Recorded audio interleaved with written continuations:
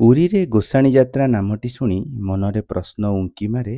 ସବୁଆଡ଼େ ତ ଦୁର୍ଗା, କେବଳ ଜଗାର ଜାଗାରେ କାହିଁକି ଗୋସାଣୀ? ବହୁତ ଖୋଜିଲା ପରେ ମିଳିଲା ତିନୋଟି ମୂଳ ଶବ୍ଦ: ଗୋସାମଣୀ, ଗୋସ୍ୱାମୀ ଓ ଗୋସେଇ ମା। ପ୍ରଥମ, ଓଡ଼ିଶା ରାଜପରିବାରରେ ରାଣୀଙ୍କୁ ଜେନାମଣି ଓ ଅଣଜେଜେମାଙ୍କୁ ଗୋସାମଣୀ କୁହାଯାଏ। ଦ୍ୱିତୀୟ, ନନ୍ଦିବାହନ ଶିବଙ୍କୁ ଗୋସ୍ୱାମୀ ଓ ତାଙ୍କ ସହଚରୀ ଶକ୍ତିଙ୍କୁ ଗୋସ୍ୱାମିନୀ ସମ୍ବୋଧନ କରନ୍ତି। ଶେଷରେ ଧନୀ ବ୍ରାହ୍ମଣଙ୍କୁ ଗୋସେଇଁ, ତାଙ୍କ ଅର୍ଦ୍ଧାଙ୍ଗିନୀମାନେ ଗୋସେଇଁ ମା ନାମରେ ପ୍ରଚଳିତ।